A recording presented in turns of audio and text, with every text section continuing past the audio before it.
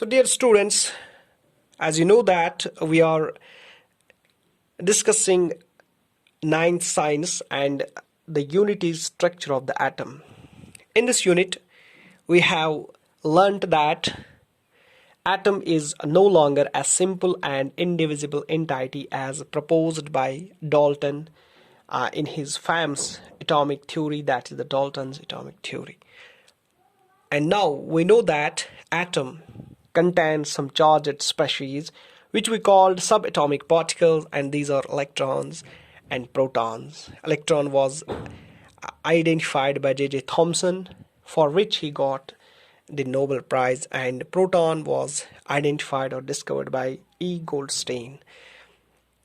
So after the discovery of these charged particles or subatomic particles in an atom, scientists were keen to know their arrangement within an atom. So in the very first attempt, the scientist J.J. Thomson, he proposed Thomson's model of atom so as to explain how electrons and protons are arranged within an atom. We have discussed that model.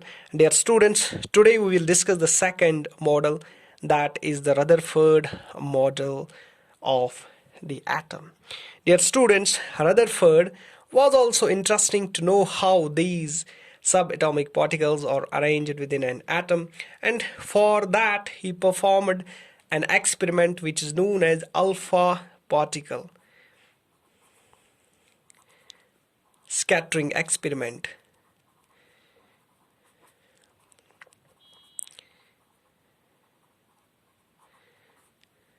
Or Rutherford's gold foil experiment.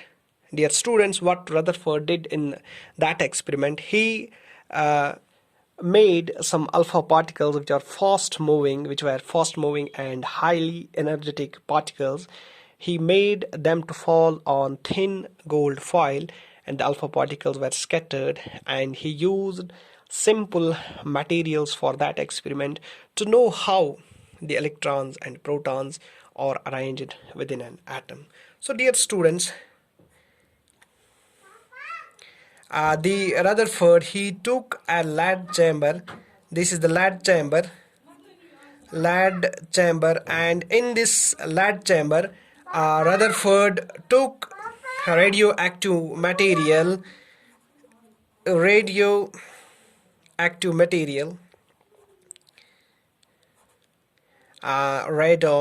or plutonium.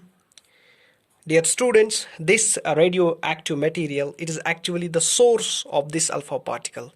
These radioactive materials, they emit radioactive radiations comprising of alpha, beta or gamma, and these alpha particles, they were utilized by the Rutherford for his experiment. So why he used this lead chamber? So as to prevent the escape of these radioactive particles outside to the outside, because they are dangerous. So he used a lead chamber, and he allowed selectively the alpha particles to get out of this chamber from a hole, and these are the alpha particles. Dear students, these alpha particles, they are highly energetic, and they are actually the helium. They resemble helium nuclei having +2 charge, and their mass is of 4 units, and a lead plate is here, and these alpha particles are shielded, and only few particles they are able to cross through this hole that's present at the center of this lead plate. And finally, these alpha particles, they were allowed to fall on the gold foil, and from this gold foil these alpha particles get scattered, and finally these particles, they were allowed to fall on zinc sulfide screen. So dear students, this gold foil, why the gold metal was chosen? The reason is that gold being most malleable metal. So the Rutherford's opinion, his aim was to utilize a very thin metal layer containing very few atoms. So he uh, took gold foil for this experiment, and here he used 1,000 atoms thick gold foil, and the zinc sulfide screen, its specialty is that wherever these alpha particles strike on the screen, flash was created at those locations. So this is how Rutherford designed his experiment. So coming back to this experiment, Rutherford took a lead chamber, and in the lead chamber he placed a radioactive source, or I can say the alpha particle source. These radioactive materials emitted these alpha particles, and these alpha particles, they were allowed to fall on the gold atoms, and the gold atoms, here the scattering of these particles take place, and finally these particles, they were allowed to fall on this zinc sulfide screen. So dear students, let us come to the observations. Following this experiment, what are the various observations Rutherford found in his experiment?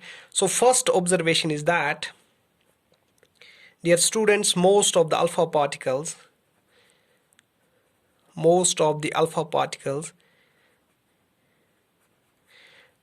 go straight. So most of the alpha particles did not witness any kind of deflection. So no deflection in most of the particles. So here, if we take an atom here, it is a gold atom. Suppose this is the center, and these are the alpha particles, and this is the alpha particle which goes straight.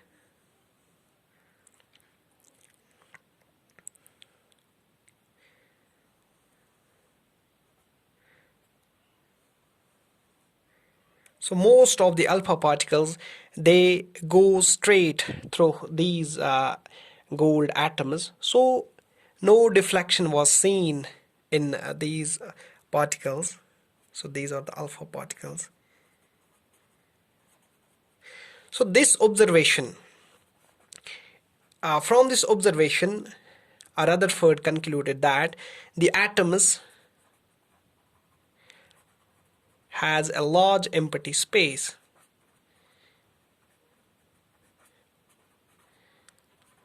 The atoms has a large empty space. Dear students, the second observation that was found by the Rutherford is that some alpha particles got deflected by small angles. So here deflections are seen, but these are small deflections.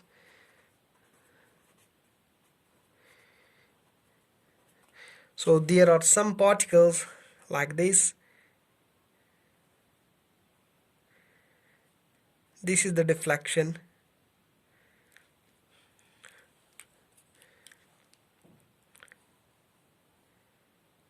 This is the alpha particle.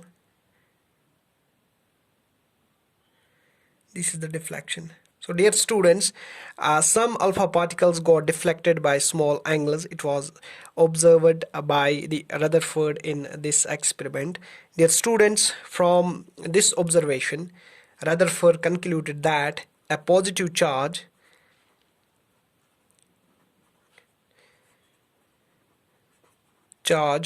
of the atom occupies very little space. So from this observation, the second observation, Rutherford found that there are some particles which got deflected by small angles, and the percentage of such particles were only 1%. And dear students, most of the particles, the first observation, and the percentage of these particles were almost 99%. So from the second observation, he concluded that a positive charge of the atom occupies very little space. How this deflection is seen? Because if we see the alpha particle, it is having positively charged. So deflection is going to take place only when this alpha particle interacts with a positive charge. So this is the positive charge of the atom. So coming to third observation. So third observation that was found by Rutherford in this alpha particle scattering experiment is that very few alpha particles, that is 1 out of 12,000, were reverted back or were bounced back. So it means that the reflection or the deflection takes place by a degree of 180 degree. So this is the case. This is the third observation. And when these alpha particles, they strike here and they reverted back, they bounced back by an angle of 190 degree. So dear students, from the third observation, Rutherford concluded that all the positive charge